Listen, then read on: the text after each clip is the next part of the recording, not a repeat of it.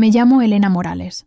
Tengo 23 años y llevo 2 trabajando en el Palazzo d'Oro, el restaurante más exclusivo de la ciudad. Cada noche, cuando me ajusto el uniforme negro impecable y me recojo el cabello en un moño bajo, respiro hondo y me prometo a mí misma que todo valdrá la pena. El olor a pan recién horneado mezclado con el perfume caro de los comensales me recibe al cruzar las puertas de la cocina. Es un aroma que he aprendido a asociar con supervivencia. Mis manos, ásperas de tanto lavar platos en casa antes de venir aquí, sostienen bandejas que cuestan más que mi salario mensual. El mármol frío bajo mis zapatos reglamentarios hace eco de cada paso apresurado entre las mesas de manteles blancos y copas de cristal que capturan la luz de las arañas venecianas. No elegí este trabajo por amor al servicio. Lo elegí porque mi madre necesita medicamentos que el seguro público no cubre, porque mi hermano pequeño merece terminar la escuela, porque las facturas no esperan y los sueños tampoco pagan renta. Estudio diseño gráfico por las mañanas, en una universidad pública al otro lado de la ciudad. Duermo 4 horas cuando tengo suerte. El café aguado de la cafetería estudiantil es lo único que mantiene mis ojos abiertos durante las clases. Pero aquí en el palazzo no puedo permitirme el cansancio. Aquí atiendo a empresarios que cierran negocios millonarios entre el primer y segundo plato, a políticos que sonríen para las cámaras pero jamás miran a los ojos de quien les sirve el vino. He aprendido a ser invisible, a anticipar necesidades antes de que las verbalicen, a sonreír incluso cuando me duelen los pies, incluso cuando algún comentario despectivo me atraviesa como un cuchillo silencioso. Los viernes por la noche el restaurante se transforma. Las reservas se hacen con meses de anticipación. La música de piano en vivo flota sobre conversaciones en 3 idiomas diferentes. Yo me muevo entre las mesas como una sombra eficiente, mis movimientos calculados al milímetro para no interrumpir, nunca interrumpir. A veces, mientras sirvo champán que cuesta lo que yo gano en una semana, me pregunto si alguno de ellos sabe lo que se siente cargar el mundo en los hombros a los 23. Si alguna vez han tenido que elegir entre comprar medicinas o pagar la luz, pero guardo esas preguntas para mí. Aquí soy solo Elena, la camarera eficiente de la mesa 7, la que nunca se equivoca, la que jamás se queja. Al menos eso creía, hasta aquella noche de viernes que cambió absolutamente todo. Esa noche de viernes comenzó como todas. El tintineo constante de copas de cristal chocando en brindis llenaba el salón mientras yo equilibraba una bandeja de aperitivos sobre mi palma izquierda. El aire acondicionado hacía que la piel de mis brazos se erizara bajo las mangas cortas del uniforme, un contraste marcado con el calor que emanaba de la cocina cada vez que cruzaba las puertas batientes. Eran las 9:30 cuando las reservas alcanzaban su punto máximo. Yo acababa de servir vino tinto en la mesa 4 cuando sentí el cambio en la atmósfera. Fue sutil al principio, una especie de expectación colectiva que hizo que varios comensales giraran sus cabezas hacia la entrada principal. Él entró como si el restaurante le perteneciera. Alto, de traje gris perfectamente cortado que probablemente costaba más que todo mi guardarropa junto, con el cabello rubio peinado hacia atrás con gel que capturaba la luz de las lámparas. No tendría más de 30 años, pero su postura destilaba el tipo de arrogancia que solo viene de nunca haber escuchado la palabra no. El aroma de su colonia cara, algo amaderado y pretencioso, llegó hasta mí incluso desde varios metros de distancia. Venía acompañado de 3 personas más, 2 hombres de traje y una mujer con un vestido rojo que dejaba poco a la imaginación. Todos reían de algo que él había dicho, esas risas exageradas y falsas que reconocía demasiado bien. Las risas de quienes necesitaban algo de alguien con poder. Me tocó a mí atenderlos. Por supuesto que me tocó a mí. Respiré hondo, sintiendo cómo el aire frío llenaba mis pulmones, y me acerqué a la mesa 12, la mejor del restaurante, junto al ventanal con vista a la ciudad iluminada. Mis zapatos producían un sonido suave contra el mármol, casi imperceptible bajo el murmullo general de conversaciones y el piano que tocaba algo de Chopin en el rincón. Buenas noches, mi nombre es Elena y seré su camarera esta noche. ¿Puedo ofrecerles algo de beber mientras revisan el menú? Mi voz salió profesional, amable, exactamente como la había practicado 1000 veces. Mantuve la sonrisa en su lugar, esa máscara perfecta que me había costado tanto dominar. Él ni siquiera levantó la vista del teléfono que sostenía en su mano. Sus dedos se deslizaban por la pantalla con movimientos rápidos, desdeñosos. Los anillos de oro en 2 de sus dedos reflejaban pequeños destellos de luz. «Champán», dijo sin mirarme. «Don Pérignon. Y que sea rápido, tengo hambre». No fue el tono, no fueron las palabras. Fue la manera en que las dijo, como si yo fuera un mueble parlante, un objeto diseñado únicamente para satisfacer sus caprichos. Como si mi existencia solo tuviera valor en la medida en que le fuera útil. Sentí un hormigueo caliente subiendo por mi cuello, ese primer indicio de humillación que intenté tragar.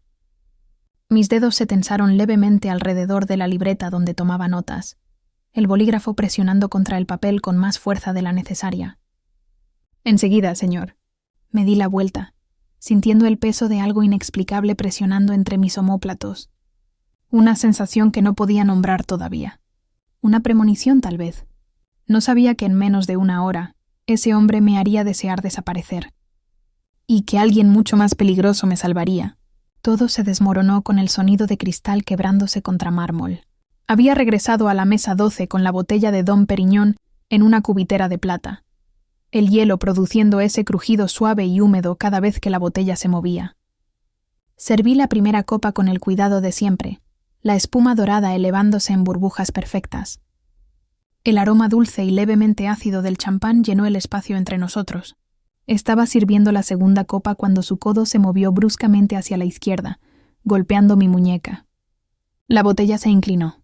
El champán se derramó sobre el mantel blanco inmaculado, formando un charco dorado que se expandió rápidamente hacia el borde de la mesa y cayó, gota a gota, sobre el pantalón gris de su traje. El tiempo se detuvo. Yo estaba congelada, sosteniendo la botella en una mano temblorosa, observando cómo las gotas continuaban cayendo con un ritmo hipnótico que parecía amplificarse en el súbito silencio que había caído sobre nuestro rincón del restaurante. Mi corazón latía tan fuerte que podía sentirlo en la garganta, un tambor urgente que me hacía difícil respirar. «¿Qué mierda acabas de hacer?» Su voz atravesó el aire como un látigo. Se puso de pie tan rápido que su silla raspó contra el suelo con un chirrido que hizo que varias personas giraran a mirarnos. El olor de su colonia, ahora mezclado con el champán, creaba una combinación mareante que me revolvía el estómago. Yo. «Lo siento mucho, señor. Fue un accidente, permítame». Intenté acercarme con una servilleta, pero él me apartó la mano con un manotazo. El contacto fue breve, pero suficiente para que sintiera la fuerza detrás del gesto. Un dolor agudo recorrió mi muñeca. ¿Un accidente? ¿Sabes cuánto cuesta este traje, idiota? Las palabras salieron de su boca como escupitajos. Su rostro estaba rojo, las venas de su cuello marcadas y palpitantes. Dio un paso hacia mí y retrocedí instintivamente, chocando contra la mesa vecina. El sonido de copas tambaleándose resonó como campanas de alarma. Personas con cerebro de mosquito como tú no deberían ni siquiera estar cerca de gente como yo. Continuó, su voz subiendo de volumen con cada palabra. Eres una inútil, una don nadie. Probablemente ni siquiera terminaste la secundaria, ¿verdad? Por eso estás aquí sirviendo mesas, porque no puedes hacer nada más. Cada palabra era una bofetada invisible. Sentí cómo el calor subía por mi cuello, tiñendo mis mejillas de rojo. Las lágrimas empezaron a acumularse en mis ojos y parpadeé frenéticamente para contenerlas. No iba a llorar. No delante de él, no delante de todos. Pero el restaurante entero nos observaba ahora. El piano había dejado de tocar. Conversaciones suspendidas en el aire como burbujas a punto de estallar. Algunos rostros mostraban incomodidad. Otros diversión apenas disimulada. Nadie se movió para ayudarme. Nadie dijo nada. Vi a Marcos, el gerente, de pie junto a la barra. Nuestras miradas se encontraron por un segundo. Esperé. Rogué en silencio que viniera, que dijera algo, que me defendiera. Pero él desvió la vista, ajustándose el cuello de la camisa, y se dio la vuelta hacia la cocina como si no hubiera visto nada. Estaba completamente sola. «Mírate», siguió el heredero, ahora con una sonrisa cruel curvando sus labios. «Patética. Apuesto a que ni siquiera puedes pagar para limpiar este traje. Probablemente tu salario de un año entero no alcanzaría». Sus amigos reían, risas incómodas al principio, pero que fueron ganando confianza cuando vieron que nadie iba a detenerlo. La mujer del vestido rojo incluso sacó su teléfono y el destello de la cámara encendiéndose me atravesó como un puñal. Una lágrima finalmente escapó, trazando un camino caliente por mi mejilla. Me la limpié rápidamente con el dorso de la mano, sintiendo la textura áspera de mi piel contra la humedad salada. «Lo siento», susurré, odiándome por lo pequeña que sonó mi voz. «Lo siento mucho». Y entonces, desde algún lugar detrás de mí, una voz grave y perfectamente calmada cortó el aire como una navaja envuelta en terciopelo. «¿Perdón? ¿Hay algún problema aquí?» Me giré despacio, consciente de cada movimiento de mi cuerpo tembloroso, y lo vi por primera vez. Estaba sentado en la mesa 16, la más apartada del salón, casi oculta por una columna de mármol decorada con enredaderas de hiedra artificial. No recordaba haberlo visto entrar, lo cual era extraño porque generalmente registraba cada llegada, cada movimiento en mi sección. Era como si hubiera estado allí desde siempre. Una presencia constante que yo simplemente no había percibido hasta ese momento. La luz tenue de la lámpara de su mesa creaba sombras que acentuaban los ángulos marcados de su rostro. Tendría cerca de 40 años, tal vez menos. Era difícil saberlo con certeza. Cabello oscuro peinado hacia atrás, casi negro bajo esa iluminación, con algunas hebras plateadas en las sienes que de alguna manera lo hacían ver más peligroso en lugar de mayor. Vestía un traje negro que parecía absorber la luz en lugar de reflejarla, sin corbata. Los 2 primeros botones de la camisa desabrochados, revelando una sombra de piel bronceada.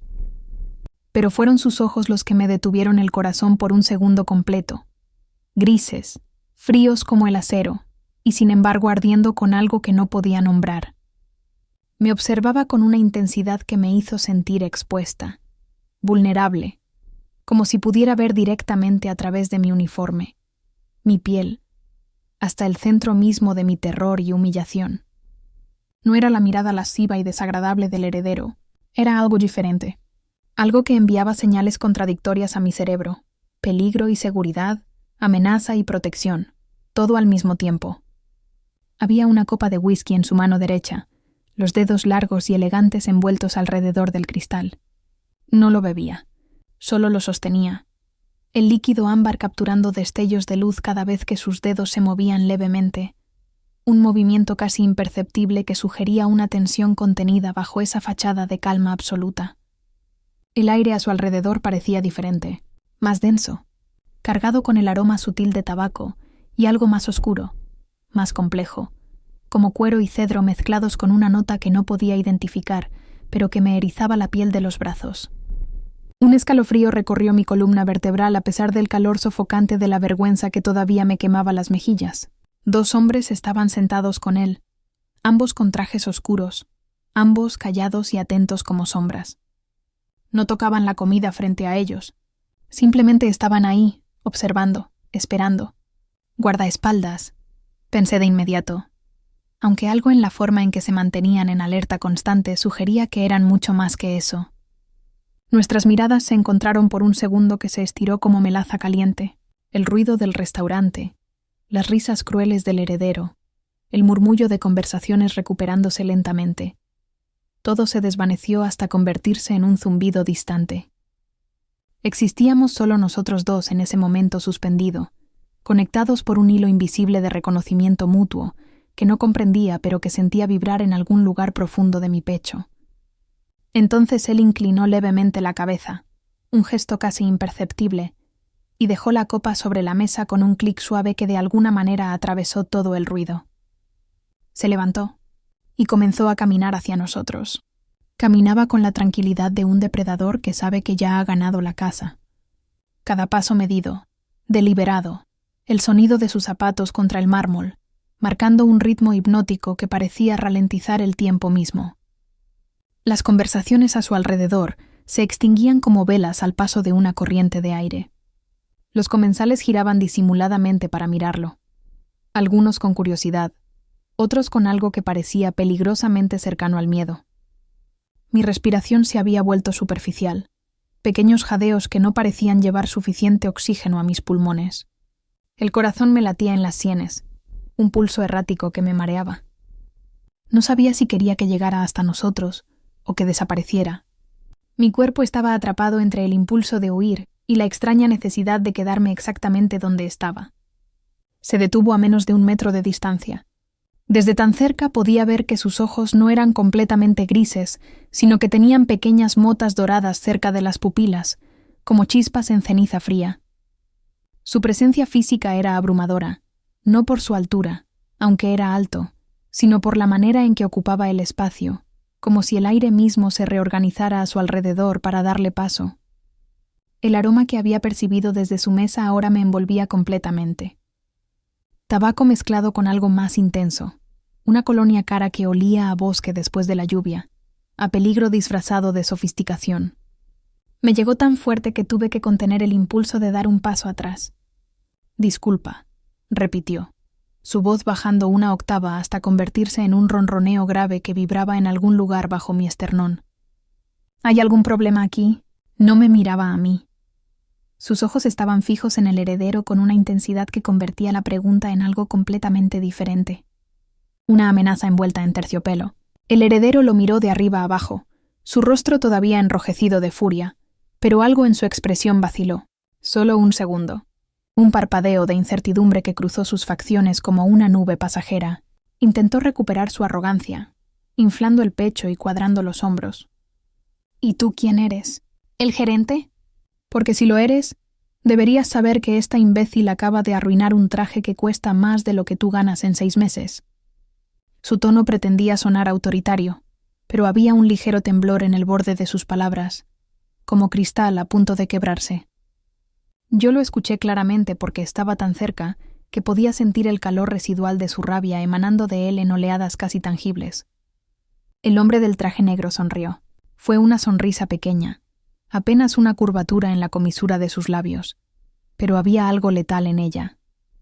Algo que hizo que un escalofrío recorriera mi columna desde la base hasta la nuca, dejando un rastro de piel erizada a su paso. «No», respondió con esa misma calma inquebrantable, «no soy el gerente». Hizo una pausa deliberada. El silencio se estiró como una cuerda tensa. Alguien en algún lugar del restaurante tosió nerviosamente. El tintineo de un tenedor cayendo contra un plato sonó como una explosión en miniatura. Pero sí soy alguien que no tolera que se le falte el respeto a las personas que trabajan honestamente. Cada palabra era pronunciada con precisión quirúrgica, cortando el aire con la eficiencia de un bisturí. No levantó la voz. No necesitaba hacerlo. El poder en su tono no venía del volumen, sino de una certeza absoluta. La clase de autoridad que no se cuestiona porque cuestionarla sería tan absurdo como discutir con la gravedad. Los amigos del heredero se habían quedado muy quietos. La mujer del vestido rojo había bajado su teléfono. Uno de los hombres se removió incómodo en su asiento, el cuero crujiendo bajo su peso, y evitó hacer contacto visual con el recién llegado.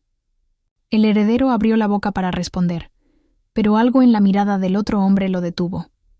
Fue como ver a un niño dándose cuenta de que había metido la mano en la jaula equivocada. Y entonces, con una voz que era pura seda sobre acero, el hombre del traje negro habló de nuevo. «Creo que le debes una disculpa a la señorita».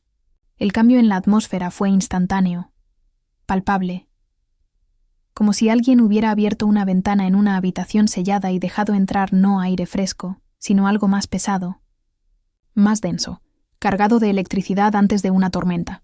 Vi cómo el color abandonaba lentamente el rostro del heredero, no de golpe, sino en oleadas, como si su cuerpo estuviera procesando información que su cerebro consciente aún no quería aceptar. Sus ojos, antes llenos de arrogancia y desprecio, ahora se movían rápidamente entre el hombre del traje negro y sus propios acompañantes, buscando confirmación o tal vez una vía de escape que no existía. «¿Disculparme?» La palabra salió débil de sus labios, desprovista de toda la furia anterior. «¿Tú sabes quién soy yo?» El hombre del traje negro inclinó la cabeza ligeramente hacia un lado, un gesto casi divertido, como si estuviera considerando una pregunta particularmente entretenida de un niño. «Sí», respondió con esa voz que era puro control. «Sé exactamente quién eres. Eres Sebastián Cortés, hijo de Rafael Cortés, dueño de 3 cadenas hoteleras y 2 empresas de construcción. Heredero de una fortuna considerable». Hizo una pausa. El reloj de pared marcaba los segundos con un tic-tac que parecía amplificado en el silencio tenso. Nadie respiraba. Nadie se movía. Era como si el restaurante entero se hubiera convertido en una fotografía, con nosotros atrapados en el centro.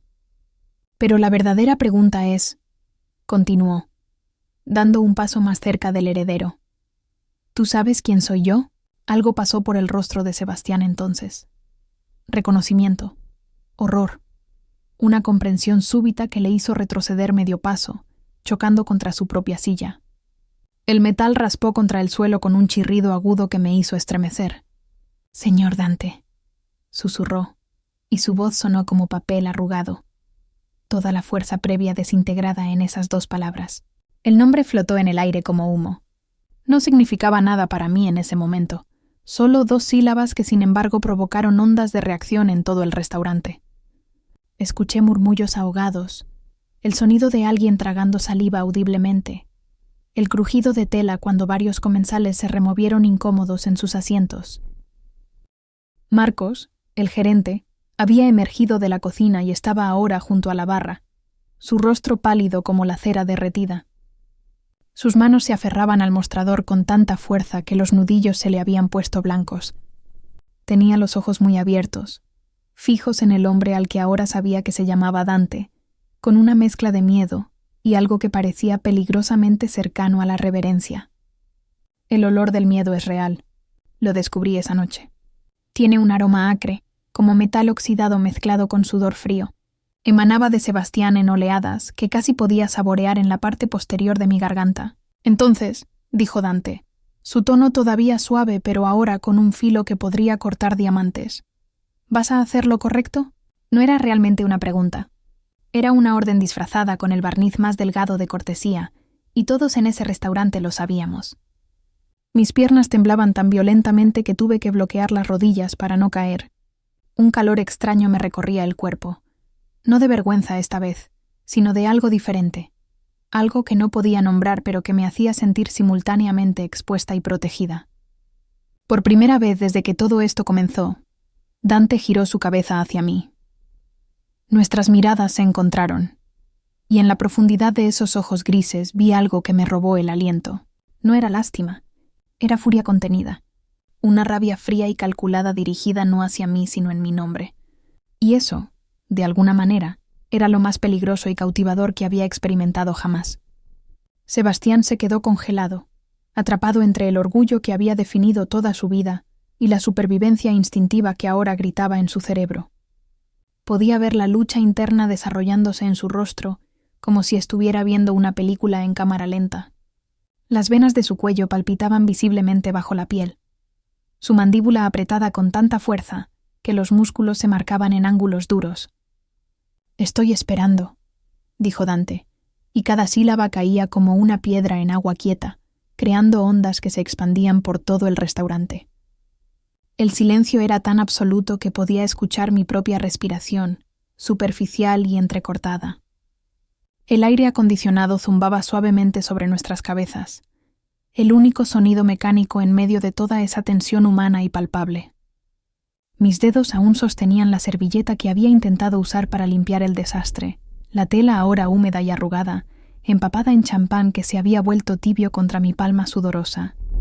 «Yo», comenzó Sebastián, pero la palabra se quebró en su garganta como cristal defectuoso. Dante no dijo nada, simplemente esperó, con esa paciencia infinita que era de alguna manera más aterradora que cualquier amenaza explícita. Sus manos colgaban relajadas a los costados, pero había algo en la forma en que su peso se distribuía sobre sus pies, en la ligera inclinación de su cabeza, que sugería que podría moverse con una velocidad letal si decidiera hacerlo. Era la quietud de un felino antes del ataque, toda esa energía contenida vibrando justo bajo la superficie de su calma aparente. «Lo siento», susurró finalmente Sebastián, pero las palabras fueron dirigidas al suelo, a sus zapatos caros, a cualquier lugar excepto hacia mí. «Más fuerte», ordenó Dante, y ahora había acero puro en su voz, toda pretensión de cortesía evaporada como agua bajo el sol del mediodía, y mirándola a los ojos. «Ella merece eso como mínimo». Algo cambió en el aire entonces. El olor a miedo de Sebastián se intensificó, mezclándose con el aroma residual de su colonia, hasta crear una combinación nauseabunda que me revolvía el estómago. Levantó la cabeza lentamente, sus ojos finalmente encontrando los míos, y lo que vi en ellos era puro resentimiento envuelto en humillación. Me odiaba en ese momento. Me odiaba por ser testigo de su degradación, por ser la causa de su vergüenza frente al hombre que claramente temía más que a nada en el mundo. «Lo siento», repitió, y esta vez su voz fue más clara pero teñida con un veneno apenas contenido. «Perdón por lo que dije, por cómo te traté». Las palabras sonaban huecas, vacías, una disculpa arrancada a la fuerza que no contenía ni una pizca de arrepentimiento genuino. Pero lo extraño era que no me importaba. No necesitaba su sinceridad. Necesitaba su sumisión. Verlo reducido a lo que había intentado reducirme a mí. Un ser sin poder, sin voz, obligado a tragarse su orgullo y aceptar la realidad de su posición en la jerarquía invisible que gobierna el mundo. «Eso no es suficiente», intervino Dante, su tono ahora cortante como una navaja recién afilada. «Arrodíllate». El restaurante completo parecía haber dejado de respirar. Escuché un jadeo ahogado de algún lugar a mi izquierda, el sonido de una copa siendo dejada sobre una mesa con demasiada fuerza, el crujido de una silla cuando alguien se movió para tener mejor vista del espectáculo. La mujer del vestido rojo tenía una mano sobre su boca, los ojos abiertos como platos, su teléfono olvidado sobre la mesa frente a ella. «Señor Dante, por favor», la voz de Sebastián ahora temblaba abiertamente, toda su arrogancia desintegrada en súplica patética. «Mi padre, tu padre no está aquí», lo interrumpió Dante con una frialdad que me heló la sangre en las venas. «Pero yo sí. Y te estoy diciendo que te arrodilles y le ofrezcas una disculpa apropiada a esta joven mujer cuya dignidad pisoteaste como si no valiera nada». Cada palabra era un martillo, golpeando, demoliendo, reconstruyendo el orden establecido de ese espacio en algo completamente diferente. Mi corazón latía tan fuerte que podía sentirlo en cada terminación nerviosa de mi cuerpo. Un pulso errático que me mareaba y me hacía sentir más viva de lo que me había sentido en años. Sebastián miró a sus amigos, buscando apoyo, aliados, alguna validación, pero todos habían girado sus rostros, repentinamente fascinados con sus platos, con el vino en sus copas, con cualquier cosa que no fuera su humillación pública. El hombre a su derecha incluso se había levantado discretamente y caminaba hacia el baño, sus pasos apresurados resonando contra el mármol como disparos en un campo de batalla silencioso. Lentamente, con el tipo de resistencia que hace que cada movimiento parezca atravesar cemento húmedo, Sebastián dobló las rodillas. El sonido cuando tocaron el suelo fue un golpe sordo que reverberó en mi pecho. Estaba arrodillado frente a mí. Este hombre que minutos antes me había llamado imbécil, inútil, don nadie, ahora reducido a suplicar perdón con la cabeza inclinada como un penitente medieval. «Perdóname», dijo, y ahora su voz se quebró completamente, lágrimas de humillación y rabia contenida brillando en sus ojos. «Por favor, lo siento mucho. No volveré a faltarte al respeto. A ti ni a nadie que trabaje honestamente». Las palabras eran claramente dictadas por el miedo más que por el arrepentimiento, pero había algo catártico en escucharlas de todas formas. Algo que sanaba una herida que ni siquiera sabía que estaba abierta hasta ese momento. No era justicia real, lo sabía. Era teatro, poder ejercido por alguien más poderoso aún. Pero en ese instante, arrodillado frente a mí, Sebastián Cortés representaba cada jefe que me había menospreciado, cada cliente que me había tratado como mobiliario, cada persona que había asumido que mi valor como ser humano era menor porque servía mesas para sobrevivir. Dante se giró hacia mí entonces, y la intensidad de su mirada me atravesó como un rayo. Por primera vez esa noche, habló directamente conmigo, su voz bajando hasta convertirse en algo casi suave, casi íntimo a pesar de la audiencia que nos rodeaba. ¿Aceptas su disculpa? La pregunta me dejó sin aliento. Me estaba dando poder. Elección. La decisión final en mi mano temblorosa como una llama que podría extinguirse o incendiar todo a mi alrededor. Mi garganta estaba tan cerrada que tuve que tragar 2 veces antes de poder hablar. Las palabras salieron apenas como un susurro, pero en el silencio absoluto del restaurante sonaron claras como el cristal. Sí, acepto su disculpa. Sebastián se levantó tan rápido que casi perdió el equilibrio, sus rodillas crujiendo audiblemente después de estar presionadas contra el mármol frío. No me miró de nuevo, simplemente murmuró algo ininteligible a sus acompañantes. Dejó varios billetes sobre la mesa sin contarlos, y se dirigió hacia la salida con pasos apresurados, que delataban su desesperación por escapar. Sus amigos lo siguieron como sombras ansiosas. La mujer del vestido rojo caminando tan rápido en sus tacones que el sonido resonaba como ametralladoras miniatura contra el suelo. La puerta se cerró detrás de ellos con un clic suave, que de alguna manera marcó el final de algo y el comienzo de algo completamente diferente. El restaurante permaneció en silencio por 3 segundos más. Entonces, como si alguien hubiera presionado play en una película pausada, las conversaciones se reanudaron. Primero en murmullos bajos, luego creciendo gradualmente hasta alcanzar el volumen normal. El pianista retomó su melodía, algo de Debussy ahora, las notas flotando sobre el bullicio renovado como plumas sobre agua. Pero nadie se acercaba a nosotros. Era como si Dante y yo estuviéramos rodeados por un círculo invisible que nadie se atrevía a cruzar. Me di cuenta entonces de que estaba temblando. No de miedo exactamente, sino de una descarga de adrenalina que no tenía dónde ir, que reverberaba en mi cuerpo como electricidad atrapada buscando tierra. Mis manos se aferraban a la servilleta húmeda con tanta fuerza que mis nudillos se habían puesto blancos. Dante dio un paso hacia mí, y de repente estaba tan cerca que podía ver las pequeñas líneas que se formaban en las comisuras de sus ojos. Podía contar las motas doradas en ese mar de gris. Podía sentir el calor que emanaba de su cuerpo, como una promesa de protección o peligro. Aún no estaba segura de cuál. ¿Cómo te llamas? Su voz había perdido todo el filo anterior, suavizándose hasta convertirse en algo casi gentil, aunque la autoridad subyacente nunca desaparecía del todo. Elena, respondí, y mi voz sonó extrañamente lejana, como si viniera de otra persona. Elena Morales. Elena, repitió, y la manera en que mi nombre sonaba en su boca me hizo sentir un calor repentino, subiendo por mi cuello hasta teñir mis mejillas. Lamento mucho que hayas tenido que pasar por eso.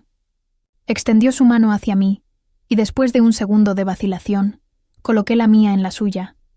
Su palma era cálida, la piel suave pero con callosidades apenas perceptibles en la base de los dedos, que hablaban de una vida más complicada de lo que su apariencia pulida sugería. El apretón fue firme sin ser dominante, durando solo un momento pero dejando una impresión que sentí resonar en cada nervio de mi brazo. El olor de su colonia era menos abrumador ahora que el miedo se había disipado, revelando capas más sutiles, una nota de bergamota, algo especiado que no podía identificar. Y debajo de todo eso, el aroma limpio y masculino de su piel. Era embriagador de una manera que hacía que mi cabeza diera vueltas. ¿Estarías dispuesta a sentarte conmigo unos minutos? Me gustaría compensarte de alguna manera por lo que has sufrido esta noche. La pregunta me tomó completamente desprevenida. Parpadeé, tratando de procesar sus palabras, consciente de que todos en el restaurante probablemente nos estaban observando con disimulo, de que Marcos seguía congelado junto a la barra con esa expresión de terror contenido en su rostro. ¿Yo? Todavía estoy trabajando, logré decir, aunque sonó patético incluso para mis propios oídos. Tengo otras mesas. Tu gerente puede cubrirte por unos minutos, ¿verdad? No era realmente una pregunta. Giró ligeramente la cabeza hacia donde estaba Marcos, y aunque no dijo nada más, el gerente asintió tan vigorosamente que parecía que su cabeza se desprendería de su cuello. Sus manos hacían gestos frenéticos indicándome que fuera, que aceptara, que hiciera lo que sea que este hombre peligroso y poderoso me estaba pidiendo. Mi corazón latía erráticamente, un ritmo caótico que no podía controlar. Parte de mí gritaba que esto era una mala idea, que aceptar la invitación de un hombre al que claramente todos temían era cruzar una línea que no debería cruzar. Pero otra parte de mí, una parte que había estado dormida o tal vez simplemente ignorada durante demasiado tiempo, sentía una curiosidad ardiente, una necesidad casi física de entender quién era este hombre que había aparecido de la nada y había cambiado completamente el curso de mi noche. «Está bien», dije finalmente, mi voz apenas más que un suspiro. Solo unos minutos. La sonrisa que curvó sus labios fue pequeña pero transformadora, suavizando los ángulos duros de su rostro hasta revelar algo casi humano debajo de toda esa intensidad controlada. Me hizo un gesto hacia su mesa, la apartada junto a la columna, y comenzó a caminar. Yo lo seguí, sintiendo el peso de docenas de miradas sobre mi espalda como manos fantasma, cada paso sobre el mármol frío resonando demasiado fuerte en mis oídos. Sus dos acompañantes se levantaron cuando nos acercamos, moviéndose con sincronización casi militar hacia mesas cercanas, dejándonos espacio pero manteniéndose lo suficientemente cerca para intervenir si fuera necesario. Guardaespaldas, confirmé mentalmente, aunque el término parecía insuficiente para describir la amenaza controlada que emanaba de ambos hombres. Dante apartó una silla para mí, un gesto de caballerosidad anticuada que contrastaba marcadamente con todo lo que acababa de presenciar. Me senté, el terciopelo rojo de la silla suave bajo mis piernas temblorosas, y lo observé tomar asiento frente a mí, con esa gracia líquida que caracterizaba cada uno de sus movimientos. «Cuéntame sobre ti, Elena Morales», dijo, inclinándose ligeramente hacia adelante, sus ojos fijos en los míos, con una intensidad que me hacía sentir como si fuera la única persona en el mundo. «¿Por qué alguien como tú está trabajando aquí?» Y así, sin saber cómo o por qué, comencé a hablar. Las palabras fluyeron de mí como agua contenida durante demasiado tiempo, finalmente encontrando una grieta en el dique. Le conté sobre mi madre, diagnosticada con artritis reumatoide 3 años atrás, su cuerpo deteriorándose lentamente mientras los medicamentos que realmente podrían ayudarla costaban más de lo que podíamos pagar. Le hablé de mi hermano David, de 14 años, brillante en matemáticas, soñando con ser ingeniero, pero asistiendo a una escuela pública sin recursos, donde el futuro era un lujo que pocos podían permitirse imaginar. Le conté sobre las mañanas levantándome a las 5 para tomar 2 autobuses hasta la universidad, las clases de diseño gráfico donde aprendía a crear mundos visuales que tal vez nunca podría construir, porque necesitaba cada hora libre para trabajar. Sobre las noches llegando a casa pasada la medianoche, los pies hinchados, oliendo a comida de restaurante, encontrando a mi madre todavía despierta porque el dolor no la dejaba dormir, frotando sus manos deformadas mientras ella intentaba no llorar. Dante escuchaba sin interrumpir, no con la falsa atención que había visto en tantos otros, esa mirada vidriosa que indica que la persona está esperando su turno para hablar. No. Me observaba con una intensidad que era casi física, como si cada palabra que yo pronunciaba fuera absorbida y procesada, guardada en algún archivo mental que consultaría más tarde. Sus dedos jugaban distraídamente con el borde de su copa de whisky, el líquido capturando destellos de luz ámbar cada vez que la giraba levemente. El sonido del hielo derritiéndose en su vaso producía pequeños crujidos, como huesos antiguos asentándose. Era extrañamente hipnótico, ese sonido mezclado con mi propia voz narrando una vida que nunca había compartido así con nadie. Cuando finalmente me detuve, consciente de que había hablado demasiado, revelado demasiado a un extraño peligroso cuyo nombre todavía enviaba ondas de miedo a través del restaurante, él permaneció en silencio por un largo momento. Sus ojos nunca se apartaron de los míos, y en su profundidad gris vi algo que no esperaba: reconocimiento. No lástima, reconocimiento. «Yo también fui pobre una vez», dijo finalmente, su voz bajando hasta convertirse en algo íntimo, algo que claramente no compartía con frecuencia. «Crecí en los suburbios del sur, en un apartamento de 2 habitaciones que compartía con mi madre, mis 2 hermanas y ocasionalmente cualquier familiar que necesitara un lugar donde dormir». Se recostó en su silla, el cuero crujiendo suavemente bajo su peso, y por primera vez desde que lo conocí, algo de la tensión en sus hombros se aflojó, como si recordar su pasado le permitiera bajar una fracción de la guardia que mantenía constantemente elevada. «Mi madre limpiaba casas», continuó, sus dedos ahora quietos sobre la copa. 6 días a la semana, 12 horas al día, arrodillándose en pisos ajenos mientras sus propias rodillas se destruían lentamente. Yo tenía 12 años cuando comencé a trabajar también. Lavaba autos, cargaba cajas en el mercado, cualquier cosa que pagara algo. Usaba la misma camisa durante años porque no había dinero para otra. El olor de su colonia parecía mezclarse con la memoria de algo más crudo, más auténtico, como si al hablar de su pasado hubiera invocado los fantasmas de quien había sido antes de convertirse en el hombre que todos temían. Un día, tenía 15 años, estaba trabajando en un almacén. El dueño me acusó de robar cuando faltó dinero de la caja registradora. «No fui yo», Pero ¿quién le iba a creer al chico pobre del barrio malo? Me humilló frente a todos los empleados. Me hizo vaciar mis bolsillos, me revisó como si fuera un criminal, mientras todos observaban. Su mandíbula se tensó al recordar, los músculos marcándose bajo su piel. Vi un destello de esa rabia fría y controlada que había dirigido hacia Sebastián, pero esta vez teñida con el dolor de un niño que había sido injustamente degradado. Prometí ese día que nunca más permitiría que alguien me tratara como si no valiera nada, y que si alguna vez tenía poder, lo usaría para proteger a quienes no podían protegerse a sí mismos. Un escalofrío recorrió mi columna vertebral, no de miedo, sino de algo más complejo. Una comprensión visceral de que el hombre frente a mí era producto de cicatrices que nunca habían sanado del todo, que su poder actual era construido sobre la fundación de humillaciones pasadas que aún ardían bajo la superficie pulida. «Por eso no puedo tolerar lo que ese imbécil te hizo esta noche», dijo, inclinándose hacia adelante. Sus ojos encontraron los míos con una intensidad que me robó el aliento, porque yo sé exactamente cómo se siente, y nadie, absolutamente nadie, merece sentirse así. La sinceridad en su voz era tan cruda, tan inesperada viniendo de alguien que irradiaba poder y peligro, que sentí lágrimas acumulándose nuevamente en mis ojos. Pero esta vez no eran lágrimas de humillación, sino de algo diferente. Algo parecido a ser vista. Realmente vista. Y en ese momento, sentada frente a un hombre que el mundo entero temía, me sentí más segura de lo que me había sentido en años. Dante dejó que el silencio se asentara entre nosotros por un momento, denso y cargado de posibilidades no dichas.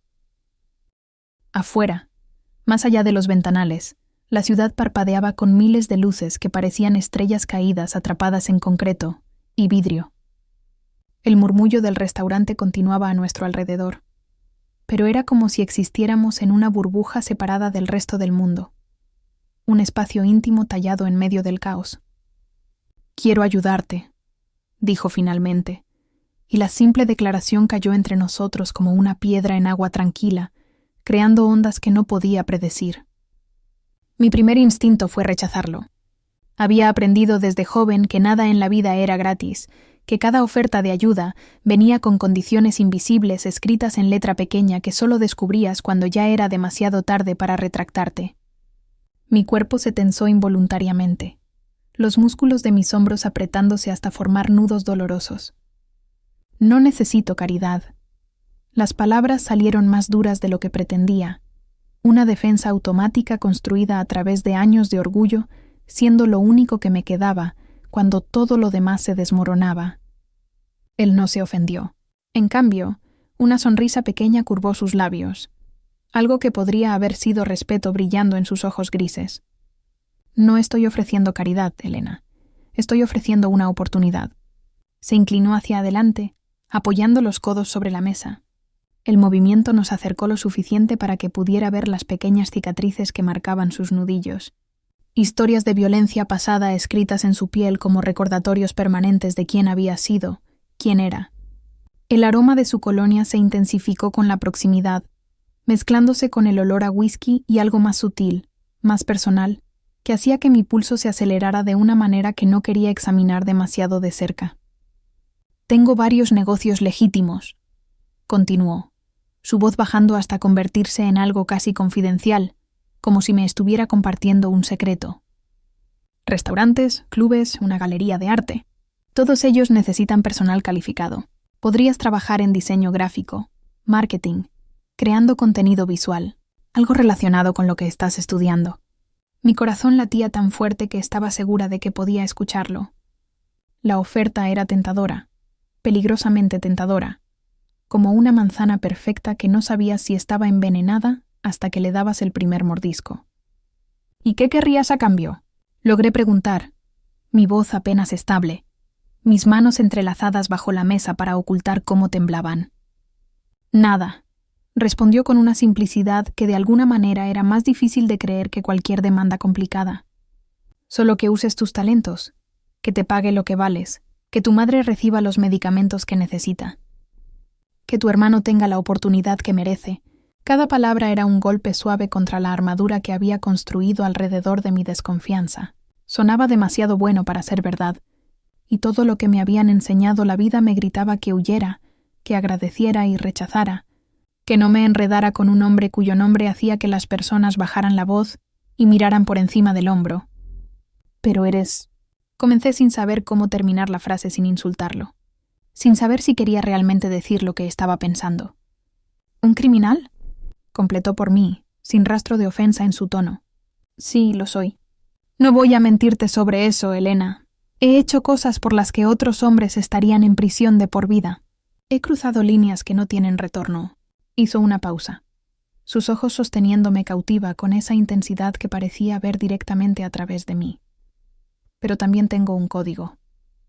No lastimo a inocentes. No trafico con drogas. No permito que se explote a niños o mujeres en mi territorio. Y pago bien a quienes trabajan para mí. Los protejo. Me aseguro de que tengan lo que necesitan. El sonido del hielo derritiéndose en su vaso llenó el silencio que siguió. Un tintineo delicado que contrastaba con el peso de su confesión. Un escalofrío recorrió mi espalda. No enteramente de miedo, sino de algo más complicado. Una mezcla de fascinación y terror que me hacía sentir más viva de lo que me había sentido en años. No todos los que rompen las reglas son malos, Elena, dijo finalmente, su voz como terciopelo sobre acero. Y no todos los que las siguen son buenos. Lo descubriste esta noche, ¿no es así? Tenía razón, lo sabía. Sebastián Cortés nunca había roto una ley en su vida, probablemente, y sin embargo era un monstruo de crueldad casual. Dante admitía ser un criminal, y había sido la única persona en ese restaurante que había defendido mi dignidad. El mundo, descubrí en ese momento, no era tan simple como me habían enseñado. ¿Qué dices?, preguntó, extendiendo su mano sobre la mesa, la palma hacia arriba en una invitación abierta. ¿Confías en mí lo suficiente para intentarlo? Extendí mi mano y la coloqué sobre la suya. El contacto fue eléctrico. Su piel cálida contra mi palma fría. Las callosidades de sus dedos ásperas pero reconfortantes de alguna manera. Sentí cómo sus dedos se cerraban alrededor de los míos con una firmeza que era tanto promesa como advertencia. Sí, dije. Mi voz apenas un susurro que sin embargo resonó en el espacio entre nosotros como un trueno. Confío en ti. Algo cambió en sus ojos entonces. Un brillo que podría haber sido triunfo o satisfacción, o tal vez algo más profundo que no tenía nombre. Apretó mi mano una vez más antes de soltarla, y la ausencia de su toque dejó mi piel hormigueando, como si cada terminación nerviosa estuviera despertando después de un largo sueño. Esa decisión, tomada en menos de un segundo, alteró el curso de todo lo que vino después. La mañana siguiente recibí una llamada de un número desconocido. Una voz femenina, profesional y eficiente. Me informó que tenía una entrevista programada en Galería Nocturna, uno de los espacios de arte más prestigiosos de la ciudad, para un puesto como diseñadora gráfica y coordinadora de marketing. El salario que mencionó me dejó sin aliento, un número que triplicaba lo que ganaba trabajando 70 horas semanales en el restaurante. No pregunté cómo habían conseguido mi número. Ya sabía la respuesta. 2 días después, mi madre recibió una llamada del hospital. Había una apertura en el programa de tratamiento especializado que llevábamos años intentando costear, y misteriosamente, todos los gastos estaban cubiertos por una fundación anónima que proporcionaba ayuda a familias de bajos recursos. Cuando vi las lágrimas de alivio rodando por sus mejillas mientras las enfermeras le explicaban el nuevo régimen de medicamentos que finalmente podría tomar, supe que no había sido coincidencia. David recibió una beca completa para una academia privada de ciencias, el tipo de institución donde los hijos de diplomáticos y empresarios preparaban su camino hacia universidades de la Ivy League. Cuando vino a casa con el sobre conteniendo la carta de aceptación, sus ojos brillando con una esperanza que no había visto en años, tuve que salir al balcón para llorar donde no pudiera verme. En cuanto a Sebastián Cortés, las noticias sobre su humillación se esparcieron como fuego en gasolina a través de los círculos sociales de la élite. No a través de videos, esos misteriosamente nunca aparecieron en línea, a pesar de que varias personas habían estado grabando, sino a través de murmullos, rumores susurrados en cenas privadas y reuniones de club, la historia creciendo y transformándose con cada repetición hasta convertirse en leyenda urbana.